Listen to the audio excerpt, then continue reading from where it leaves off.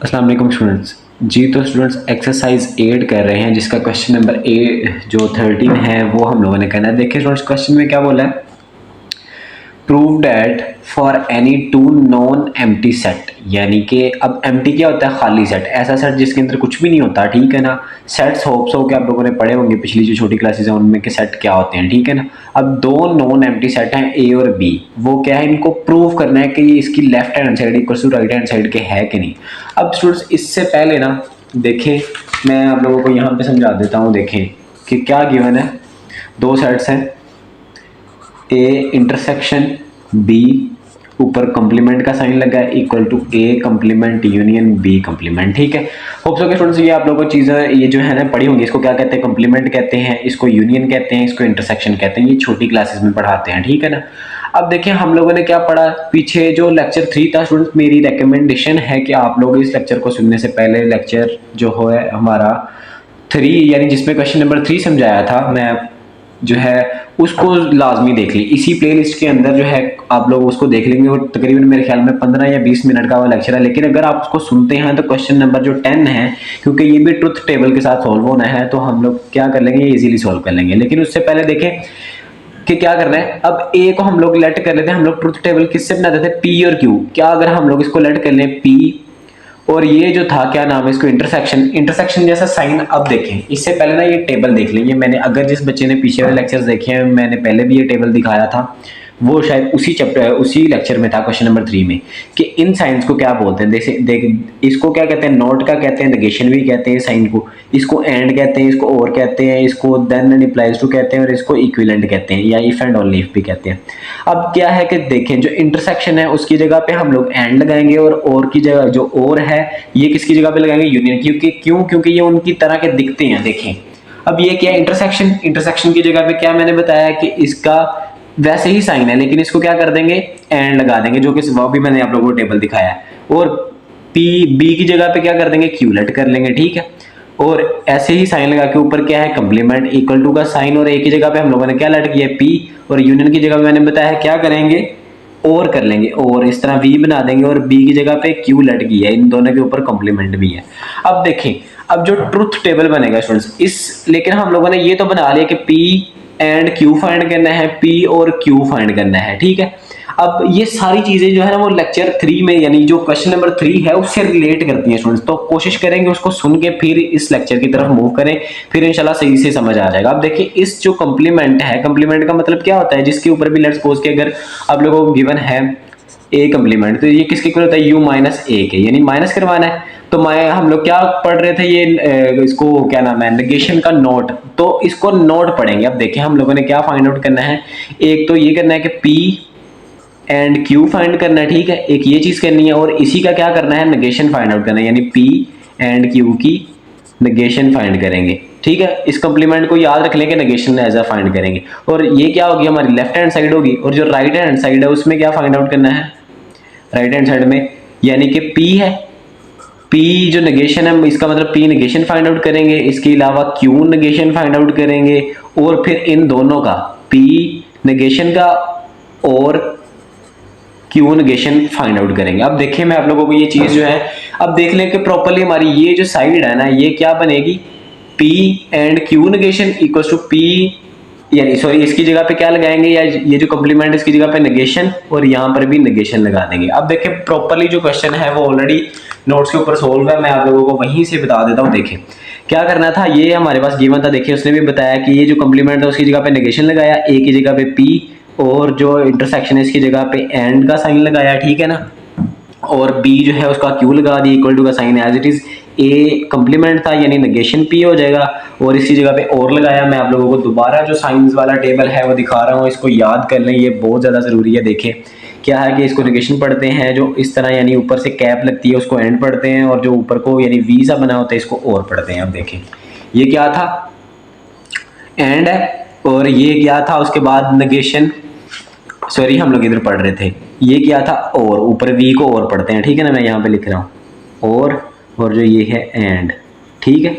अब देखें अब क्या करना है, इसके अकॉर्डिंगली हम लोगों ने सारा जो ट्रुथ टेबल है वो पढ़ना है। इसका ऊपर वाला तरीका भी है, लेकिन मैं वो इसलिए नहीं रेकमेंड कर रहा क्योंकि हम लोगों ने पहले भी ट्रुथ टेबल पढ़ा है, तो मैंने डिटेल में इसकी चीज़ें भी बताई हैं सब कुछ कि किसको कैसे सोल्व करना है, तो इस वजह से मैं इसके साथ सोल्व करवा रहा हूँ। देखिए अब क्या करना है, पी और क्यू मैंने बताया था कि पहले दोनों ट्रुथ होते हैं और बाकी दोनों फॉल्स होते हैं, और क्यू का क्या होता है, ट्रुथ फॉल, ये दोनों तो हम लोगों ने खुद से ही लगाने होते हैं। ठीक है, ऐसे करके आप लोगों ने ये खुद से लिखने होते हैं, पहले दो जो लाइन, पहले दो कॉलम जो है। ठीक है, इसके बाद हमें ये क्वेश्चन के अंदर क्या क्या गिवन है, देखिए नेगेशन पी भी फाइंड करना है, नेगेशन क्यू भी फाइंड करना है, इसके बाद क्या करना है, पी एंड क्यू भी फाइंड करना है, और फिर नेगेशन पी एंड क्यू भी फाइंड करना है, और फिर नेगेशन पी और नेगेशन क्यू फाइंड करना है। देखिए यहाँ पे गिवन है पी क्यू, तो हम लोग खुद से लगाएंगे ही लगाएंगे, फिर नेगेशन क्यू पी फाइंड करना है, नेगेशन क्यू फाइंड करना है, फिर पी एंड क्यू फाइंड करना है, फिर इन्हीं का ही नेगेशन फाइंड करना है, और फिर एंड पे ये वाली साइड फाइंड आउट करनी है। अगर हमारा यानी ये वाला टेबल इस दूसरे वाले के इक्वल आएगा तो हमारी क्या हो गया, हमारा प्रूव हो जाएगा कि क्या है कि इसके देखिए ऑलरेडी यहाँ पे ये फॉल्स है, ये भी फॉल्स है, ट्रुथ है, बाकी सारे ट्रुथ है, यानी ये इक्वल आया हुआ है। और ये कैसे आया मैं आप लोगों को अभी बताऊंगा। देखिए अब स्टूडेंट्स फिर मैं दोबारा वही कह रहा हूँ कि इस ट्रुथ टेबल को समझने से पहले आप लोग क्वेश्चन नंबर जो 3 है उसका लेक्चर लाजमी देखें, क्योंकि प्रॉपरली हर एक चीज को बारीकी से वहां पे समझाया गया। आप देखिए ये चीजें लिख ली हम लोगों ने। अब नेगेशन का क्या मतलब होता था कि जो हमारे पास, अब क्यू को नहीं देखना हम लोगों ने देखना, ये देखें मैं इधर मैं पेंसिल रख रहा हूँ, ठीक है ना, बाकी भी ना देखें, मैं इसके ऊपर भी ये देखें, इसके ऊपर मैंने रख दिया। अब पी और नेगेशन पी को देखना है, ठीक है। अब ये क्या ट्रुथ है तो इसका ऑपोजिट क्या है, फॉल्स हो जाएगा। ट्रुथ है फिर इसका ऑपोजिट फॉल्स हो जाएगा, फॉल्स है तो उसका ऑपोजिट ट्रुथ हो जाएगा, और फॉल्स है तो उसका ऑपोजिट ट्रुथ हो जाएगा। जिन बच्चों ने वो क्वेश्चन समझा उनको तो बड़ा इजीली समझ आ गया होगा कि क्या है। मैं अगेन जो बच्चे न्यू है उनके लिए बता देता हूँ कि क्या है, कि जो नेगेशन है इसका मतलब होता है कि अगर ट्रुथ है तो फॉल्स आएगा, फॉल्स है तो ट्रुथ आ जाएगा, सिंपली। अब ऐसे ही क्यू वाले का भी सोल्व करेंगे। देखें अब क्यू वाले को देखें, मैं जो है इसको देखें, अब क्या है Q और Q नेगेशन क्या फाइंड करेंगे, देखें ये ट्रुथ है तो ये क्या है, फॉल्स है, ये फॉल्स है तो ये ट्रुथ है, ये ट्रुथ है तो ये फॉल्स है, ये फॉल्स है तो ये ट्रुथ है। ठीक है, अब देखें अगला जो टेबल है इसका P एंड Q। अब P एंड Q की सिचुएशन क्या थी स्टूडेंट्स, इसमें ये था कि अगर हमारे पास दोनों, मैं दोबारा देखिए हम लोगों ना बुक से दिखाता हूँ कि एंड की कंडीशंस क्या थी। बुक के ऊपर ये सारी कंडीशन हम लोगों ने ये देखें, नेगेशन का बताया हुआ है, आप लोग मैंने बताया कि दोबारा आप लोग उसको देखें, यानी क्या है क्वेश्चन नंबर जो 3 है, तो इंशाल्लाह आप लोगों को समझ आ जाएगी। अब देखें ये क्या इसकी कंडीशन होती है कि कंसिडर टू बी ट्रू, तब ट्रू होगा only if both statements are true, यानी दोनों स्टेटमेंट जब ट्रू होंगी तब भी ये ट्रू होगा। यानी क्या मतलब कि जब P भी ट्रू हो Q भी ट्रू हो तब इसका आंसर एंड में जो आना है वो फिर क्या होगा, इन दोनों को नहीं देखना। देखें इसके ऊपर मैंने उंगली रख दी है, देखें P और Q दोनों ट्रुथ होंगे तो ये ट्रुथ होगा, अदरवाइज ये फॉल्स होगा। देखिए पहले दोनों ट्रुथ थे तो ये ट्रुथ हो गया, फिर ट्रुथ और फॉल्स, एक ट्रुथ है लेकिन एक फॉल्स है तो क्या आएगा, फॉल्स आएगा। अब फॉल्स और ट्रुथ है फिर भी फॉल्स आएगा, दोनों फॉल्स है तो फिर फॉल्स आ जाएगा, ये एंड की कंडीशन है। अब इसी का ही देखें, पहले वाले ना देखें, इसका क्या करना था, नेगेशन फाइंड आउट करना था। नेगेशन कैसे फाइंड करेंगे, इसका ऑपोजिट ट्रुथ का क्या आएगा, फॉल्स आएगा, फॉल्स का ट्रुथ, और फॉल्स का फिर ट्रुथ, फिर फॉल्स का फिर ट्रुथ। अब देखें और की क्या कंडीशन है स्टूडेंट्स, अब इसमें ये वाले दो टेबल यूज होने हैं, एक ये वाला और एक ये वाला, ठीक है, क्योंकि नेगेशन है और नेगेशन है, और फाइंड आउट करना। देखें मैं आप लोगों को और की कंडीशन भी बताता हूं कि और में क्या होता है। अब देखें और को डिसजंक्शन भी कहते हैं। इसमें बोला है कि is considered to be true, तब ये ट्रू होगा when at least one of the statement is true, यानी अगर उनमें से एक भी ट्रू हुआ तो हमारा आंसर ट्रू आएगा। जैसे कि हमारा क्या था इसमें कंजक्शन यानी एंड वाले में दोनों ट्रू होंगे तो फिर ट्रू होगा, लेकिन इसमें एक भी ट्रू हुआ तो ट्रू आंसर आ जाएगा। अब देखिए मैंने कोशिश की है कि आप लोगों को जो बच्चे नहीं हुए इनको भी समझ आ जाए, लेकिन प्रॉपरली समझना है तो क्वेश्चन नंबर 3 को लाजमी देखें। अब देखें क्या नेगेशन वाले देखेंगे, इनको नहीं देखना, ये वाला और ये वाला नहीं यूज होगा। देखें ये नेगेशन का, ये भी नेगेशन का, और एक भी अगर ट्रूथ है तो ये दोनों फॉल्स है तो फॉल्स आएगा। इसमें फॉल्स और ट्रूथ है, एक ट्रूथ आ गया तो ट्रूथ आंसर आएगा, ट्रूथ फॉल्स है एक ट्रूथ आ गया फिर से ट्रूथ आएगा, दोनों ट्रूथ है तो ट्रूथ आएगा। अब स्टूडेंट्स क्या था, लेफ्ट हैंड साइड और ये लेफ्ट थी ये राइट थी, देख के दोनों के आंसर सेम आ गए हैं तो एंड पे लिख देंगे from the last two column, दोनों लास्ट कॉलम से of the truth table we observe that के नेगेशन P, ये वाली जो थी negation P and Q is equal to negation P और नेगेशन Q जो है वो एक दूसरे के इक्वल है। हैंस हम लोग जो इनकी रियल जो यानी इक्वेशन थी A intersection B complement is equal to A intersection A union B complement हम लोगों ने लिख दिया। ठीक है स्टूडेंट्स जी, तो जो क्वेश्चन नंबर 14 है इसको देखते हैं। इसमें बोला है कि if x and y are positive real number, यानी कि x और y जो नंबर है वो नेगेटिव नहीं है, यानी रियल नंबर कुछ भी हो सकते हैं। एंड और दूसरी कंडीशन क्या गिवन है कि x का स्क्वायर लेस देन है y स्क्वायर से। ये दो कंडीशन गिवन है कि यानी x और y रियल नंबर्स हैं जो कि पॉजिटिव हैं, और क्या है कि x का स्क्वायर लेस देन है y के स्क्वायर से। और देन हमें प्रूव क्या करना है कि x लेस देन y क्या है। स्टूडेंट्स दो स्टेप्स के अंदर ये क्वेश्चन सॉल्व होना, देखें सोल्यूशन करेंगे जो कि ऑलरेडी उसने बताया है कि x का square less than y square के है। देन प्रूव क्या करना है कि x लेस देन y है। अब देखें गिवन दैट क्या था हमारे पास कि x और y क्या थे, पॉजिटिव रियल नंबर। इसका मतलब क्या है कि ये ग्रेटर देन होंगे जीरो से। अगर नेगेटिव वैल्यू हो तो वो जीरो से छोटी होती है ना, तो ये पॉजिटिव थी। तो क्या करेंगे कि x भी ग्रेटर देन है, y भी ग्रेटर देन है, तो क्या करेंगे, अब क्या करेंगे, इतना भी लिख देंगे ना तो इनफ है। अगर आगे नहीं लिखते आप लोग तो कोई मसला नहीं है। इतना लिखने के बाद आप लोग क्या करेंगे, taking under root on both side. क्यों? क्योंकि हम लोगों ने ये प्रूव करवाना है जो कि इसके ऊपर क्या था, इक्वेशन हमारी क्या थी, एक्स का स्क्वायर लेस देन वाई का स्क्वायर। अब इसके ऊपर दोनों के ऊपर अंडर रूट लेंगे, देखेंगे स्क्वायर अंडर रूट से कट जाएगा, यहां से भी कट जाएगा, तो क्या आ जाएगा, एक्स लेस देन वाई। तो ये हमारी प्रूफ होगी, बस इतना ही करना है, ठीक है। अब देखें जो इसका नेक्स्ट क्वेश्चन है स्टूडेंट्स, उसको देखते हैं, क्वेश्चन नंबर 15, ठीक है। देखें क्वेश्चन नंबर जो 15 है इसमें लिखा है the sum of the interior angles of a triangle is 180। अब ये जो क्वेश्चन है ना स्टूडेंट्स, ये लाइक जो पहली 9 क्लास थी ना उनमें आते थे थ्योरम्स, ठीक है। अभी आपके जो आगे चैप्टर्स हैं वो मैंने अभी देखे नहीं है, पता नहीं आपके हैं थ्योरम या नहीं है। तो क्या है कि थ्योरम्स को ये क्या करना पड़ता है, यानी इनका इतना कॉन्सेप्ट नहीं होता, इनको तकरीबन आप कर लें कि याद रखना पड़ेगा। अब ये चीज हम लोगों ने पीछे पढ़ी है कि the sum of interior angle of a triangle is 180, और ये हमें प्रूव करना है, ठीक है ना, कि यानी एक ट्राइंगल के जितने भी यानी वो होते हैं एंगल्स होते हैं, इंटीरियर एंगल्स होते हैं, वो 180 के इक्वल होते हैं। देखिए इसको जो सोल्व करना है वो कैसे करना है, सोल्यूशन लिखेंगे कि लिखेंगे ट्राइंगल इज 180। अब क्या करना है, तीन इसकी कंडीशन है कि सेम थ्योरम की तरह देख गिवन लिखते थे हम लोग उसमें, और क्या लिखते थे, टू प्रूव लिखते थे, और कंस्ट्रक्शन लिखते थे, ठीक है। अब देखें कंस्ट्रक्शन के बाद एक और पॉइंट होता था प्रूफ वाला। अब देखें क्या था कि गिवन क्या था हमारे पास, एक ट्राइंगल गिवन थी A B C, A B और सी के नाम से हमारे पास क्या है, एक ट्राइंगल है। और टू प्रूफ क्या करना है हम लोगों ने, मेजरमेंट एंगल ए इसका एंगल, और इस तरह ये एंगल का साइन है, मेजरमेंट लिखते हैं और साथ में एंगल लिखते हैं, ठीक है ना, कि मेजरमेंट एंगल ए प्लस कह रहे हैं मेजरमेंट एंगल बी और मेजरमेंट एंगल सी, यानी तीनों एंगल्स, यही बोला है ना उसने कि तीनों एंगल्स इक्वल टू 180 के, ये प्रूफ करना है हम लोगों ने, ठीक है। और कंस्ट्रक्शन क्या करनी है कि passing through vertex B, vertex B से यानी इसके ऊपर बी से जहां पे एंगल बन रहा है, ड्रा एल एम, यानी यहां से लेके इस तरह ये लाइन ड्रा करेंगे, और ये परपेंडिकुलर होगी यानी सॉरी पैरेलल होगी किसके, ए और सी के। जाहिर सी बात है, ये देखिए ये वाली लाइन किसके पैरेलल है, ए सी के। यानी पैरेलल का क्या मतलब होता है, जो चीजें दो साथ जा रही होती हैं, इस तरह जैसे कि ट्रेन की पटरी नहीं होती, वो क्या होती है, उसके दो ट्रैक होते हैं और वो दोनों साथ साथ जा रहे होते हैं, ऐसे ही ये लाइन और ये लाइन एक दूसरे के पैरेलल हैं, ठीक है। अब देखें कि क्या करना है, कंस्ट्रक्शन ये कर लिया हम लोगों ने। अब प्रूफ करना है कि हमने ये जो साइडें हैं यानी ये तीन एंगल्स हैं ये कैसे 180 के इक्वल है। मैं थोड़ा समझाने की कोशिश कर रहा हूँ, लेकिन ये बेसिकली आप लोगों को क्वेश्चन समझ लेंगे कि याद रखना पड़ेगा कि कैसे करना है। अब देखें अब क्या है कि यहाँ पे हम लोग लिखते थे स्टेटमेंट, कि हम लोग स्टेटमेंट क्या लिख रहे हैं, स्टेटमेंट्स, और यहाँ पे रीजंस लिखते थे हम लोग के क्या क्यों लिख रहे हैं, ठीक है। अब देखें कि हम लोगों ने क्या लिखा, मेजरमेंट एंगल 1 मेजरमेंट। अब देखिए जो इंटीरियर स्टूडेंट्स, ये हम लोगों ने क्वेश्चन जो है आई थिंक सो चैप्टर 7 में पढ़ा था कि जब जो एंगल अंदर बन रहा है वही एंगल यहाँ पे आउटसाइड कहाँ पे बनता है, आउटसाइड बनता है, यानी बाहर वाली साइड पे बनता है। जो अंदर बन रहा होता है ऊपर वाली साइड पे वो बाहर बनता है, ऐसे ही जो इधर एंगल अंदर बनेगा वो बाहर बनेगा, ठीक है। अब मेजरमेंट एंगल 1, यहाँ पे एंगल 1 है, ये 2 है और ये 3 है, ठीक है। जो एंगल 1 है प्लस मेजरमेंट एंगल 2 और मेजरमेंट एंगल 3 इक्वल टू 180 के, ऐसा ही है ये। क्योंकि तीनों एंगल क्या है, अंदर का एंगल जो है वो 180 की इक्वल ही है ना। अब देखें और इसको क्या बोल दिया कि हम लोगों ने क्या बोला कि सम ऑफ स्ट्रेट लाइन एंगल्स, यानी कि ये इस स्ट्रेट लाइन एंगल्स का सम है।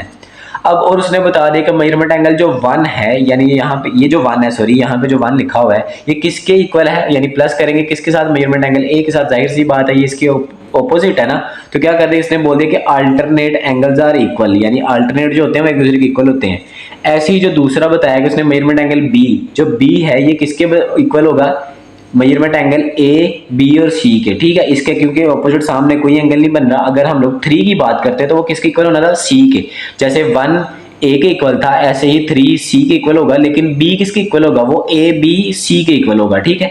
देखिए मेजरमेंट एंगल जो 2 है इक्वल टू किसके इक्वल है, measurement angle A B C. और 3 देख ले आगे वही बात की उसने जो मैंने आप लोगों को पहले बता दी कि मेजरमेंट एंगल 3 किसके इक्वल होगा, मेजरमेंट एंगल सी के। ठीक है, अब ये फिर इसके आगे दोबारा वही लिख दिया कि अल्टरनेट एंगल्स आर इक्वल, जैसे कि ऊपर लिखा था। ठीक है, अब now one can be written as, जो पहले वाली इक्वेशन थी हम लोगों ने इनके नाम रख दिए। पहले वाले को क्या बोला कि एंगल 1 है, दूसरी वाली को क्या बोला कि measurement angle A B C है, और तीसरे वाले को क्या बोला कि सी है। अब देखें कि जो पहले वाली इक्वेशन थी वो क्या हो जाएगी, measurement angle A plus measurement angle A B C plus measurement angle C is equal to 180। अब measurement angle A B C को हम लोग क्या लिख सकते हैं, ये प्रॉपर एंगल कहाँ पे बन रहा है, बी के ऊपर, तो हम लोग क्या लिखेंगे, measurement angle A plus measurement angle B plus measurement angle C is equal to 180। ठीक है, अब और ये जो ऊपर वाली इक्वेशन थी इसका हम लोगों ने रेफरेंस दिया कि फ्रॉम 1 2 3 एंड 4, इनको इक्वेशंस के नाम दिए थे 1 2 3 और 4, क्यों इन्हीं से आए थे ना इनके नाम। हम लोगों ने यहीं से लिखा कि 3 वाला किसके इक्वल है, सी के इक्वल है, 2 वाला ए बी सी के इक्वल है, और 1 वाला ए के इक्वल है। तो जितना स्टूडेंट्स ये हो सकता था मैंने उतना समझा दिया है। बेसिकली इस क्वेश्चन ये जो है थ्योरम की तरह है, आप लोगों ने इसको याद रखना है कि ये कैसे सोल्व होना है। ठीक है, और इस तरह के क्वेश्चन जो है वो पूछे भी जा सकते हैं, यानी लॉन्ग में आ सकता है या शॉर्ट में भी आ सकता है, लेकिन है इंपॉर्टेंट। ठीक है, तो इनको करना जरूरी है। अब देखिए इस एक्सरसाइज का जो लास्ट क्वेश्चन है, क्वेश्चन नंबर 16, इसके 3 पार्ट्स हैं, बहुत ज्यादा आसान क्वेश्चन है। देखें कि इसमें बोला है if A B and C are non zero real numbers, यानी ये कोई नॉन जीरो यानी जीरो के इक्वल नहीं है, कोई भी नंबर है 1 2 3 सो ऑन कुछ भी हो सकते हैं। फिर हम लोगों ने क्या करना है, प्रूव दैट करना है कि A over B is equal to, पहला पार्ट है A over B is equal to C over D, और इसके ऑपोजिट क्या बोला है कि क्रॉसपोंडेंस बोला है कि A D is equal to B C, यानी ये दो समझ लें कि इसमें बताइए अपोजिट साइड है, हम लोगों ने प्रूव करना है कि ये एक दूसरे के इक्वल है। अब देखें क्या करना है कि A B is equal to, पहले वाली जो साइड थी A B is equal to C D, हम लोग क्या लिखेंगे, multiplying sides by B D. हम लोगों ने ये साइडें प्रूव करनी है, तो उसके अकॉर्डिंगली हम लोग क्या करेंगे ये। अब देखिए ये भी एक लॉजिक है कि हम लोग इनको ना क्रॉस मल्टीप्लाई भी करवा सकते, लेकिन वो नहीं करना हम लोग, क्योंकि इतना शॉर्ट कर देंगे तो क्वेश्चन के नंबर नहीं मिलेंगे। हम लोग क्या लिखेंगे, दोनों के डिनोमिनेटर के हैं बी और डी, तो लिखेंगे multiplying both side by with B D. A over B को भी मल्टीप्लाई करेंगे बी डी के साथ, इक्वल टू सी डी को भी मल्टीप्लाई करेंगे बी डी के साथ। क्यों मल्टीप्लाई करवाया, क्योंकि दोनों के डिनोमिनेटर में बी डी है। ठीक है, अब देखें, अब चाहें तो ये रेफरेंस भी साथ दे सकते हैं, नहीं भी देंगे तो इट्स ओके, फिर भी आपका क्वेश्चन ठीक होगा। अब देखें ये जो स्टेप है उसने क्या लिखा है कि ए ओवर बी और बी डी बाकी ऐसे ही लिखा है, साथ सिर्फ डॉट लगा के 1 और डॉट लगा के 1 लिखा है। इसके साथ इसको क्या कहते हैं बाय कम्यूटेटिव प्रॉपर्टी। अब स्टूडेंट्स अगर मैं इनकी डिटेल में चला जाऊं कि कम्यूटेटिव प्रॉपर्टी क्या होती है, एसोसिएटिव प्रॉपर्टी क्या होती है, तो एक बड़ा ही लेंथी लेक्चर बन जाएगा, जो कि मैं नहीं चाहता कि इतना लेंथी हो। ठीक है, ताकि सिंपल सिंपल अगर क्वेश्चन है तो सिंपल सिंपल आप बस सिंप्लीफिकेशन पर ध्यान दें, इतने कॉन्सेप्ट की तरफ ना जाएं। ठीक है, अब क्या करेंगे कि यहाँ से हम लोग क्या ए बाहर लिख दिया, जाहिर सी बात है जब a1 से मल्टीप्लाई होगा तो फिर से a1 नहीं हो जाएगा, और यहाँ से क्या कर दिया इसने, ये b जो है b के साथ कट हो गया, यहाँ से d के साथ कट हो गया। ठीक है, कट किया नहीं है उसने, लेकिन कट कर भी सकते हैं आप लोग। तो फिर क्या बचेगा a1 और यहाँ पे d बच जाएगा। आप चाहे इस स्टेप को रिड्यूस कर सकते हैं, यहाँ से क्या बच गया a बच गया, और फिर ये साथ d बच गया, इक्वल टू का साइन यहाँ से c बच गया और यहाँ पे b बच गया। ठीक है, और अगर आप लोग ये स्टेप करना चाहते हैं तो क्या करेंगे, a बाहर लिख देंगे और 1 ओवर b, और ये जो है इसमें से क्या करेंगे, जो नहीं कट रहा है वो बाहर चला जाएगा और जो कट रहा है वो अंदर लिख देंगे। सेम एज इट इज, इधर भी सी बाहर निकाल दिया और बी भी निकाल दिया, क्योंकि ये कट नहीं थे रहे, 1 ओवर ये लिख देंगे ताकि ये कटिंग हो जाए और इनका 1 बच जाए, ये सी और ये बी एज इट इज आ जाएगा। होप सो कि ये समझ में आ गया होगा। ठीक है, अब देखेंगे यहाँ पे क्या बचा, A D equal to C B. क्या करना था, जाहिर सी यही बात यही चीज थी ना, हम लोग ये देख लें कि A D is equal to B C के इक्वल, ये हमारी यहाँ पे यानी समझ लेंगे इक्वेशन सॉल्व हो गई है। देख लें किसके इक्वल था, A D is equal to C B है, सी बी को हम लोग बी सी भी लिख सकते हैं, जाहिर सी बात है आगे पीछे करने से मल्टीप्लाई हो रहा है ना, मल्टीप्लाई तो सेम होते हैं। ठीक है, इसको मल्टीप्लिकेटिव आइडेंटिटी कहते हैं, यानी जगह को एक दूसरे से चेंज करने को के फॉर्मूले को क्या कहते हैं, मल्टीप्लिकेटिव आइडेंटिटी। अब अगेन क्या किया हम लोगों ने, इसको अगेन प्रोसेस किया कि A D is equal to B C है, इसको दूसरी साइड के इक्वल प्रूव करना है, जो कि क्या हम लोगों ने प्रूव की थी अभी, A B over C D को किसके इसके इक्वल प्रूव किया था। अब इसी को दूसरी के प्रूव करना है। देखें क्या किया, A D is equal to B C, हम लोग लिखे मल्टीप्लाइंग बोथ बी से बोथ और ऐसे साइड बाय 1 ओवर बी और 1 ओवर डी। ठीक है, क्योंकि देखें अब क्या है कि ए बी ए डी और इनके साथ 1 ओवर बी 1 ओवर डी, ऐसे ही बी सी के साथ भी 1 ओवर बी 1 ओवर डी। अब बाय क्या करना है, एसोसिएटिव प्रॉपर्टी। यहाँ से देखें कि ए डॉट लिख के ए मल्टीप्लाई होगा 1 ओवर बी से, डी मल्टीप्लाई होगा 1 ओवर डी के साथ, और फिर ऐसे ही बी मल्टीप्लाई होगा 1 ओवर बी के साथ, सी मल्टीप्लाई होगा 1 ओवर डी के साथ। अब देखें यहाँ से क्या होगा, ये कट जाएगा। ठीक है, यहाँ से ये कट जाएगा, तो यहाँ पे क्या बच गया, यहाँ पे ए वन जा ए हो जाएगा और साथ में ये भी आ जाएगा और यहाँ पे क्या बच गया 1 बच गया, इक्वल टू का साइन यहाँ से कट के सिर्फ 1 बच गया, मल्टीप्लाई का साइन सी वन जा सी और सी ओवर डी हो गया। अब ये ए वन जा ए हो जाएगा, नीचे बी आज 1 सी से हो गया सी और ओवर डी हो जाएगा। बहुत ज़्यादा आसान क्वेश्चन है स्टूडेंट्स, मुश्किल कुछ भी नहीं है।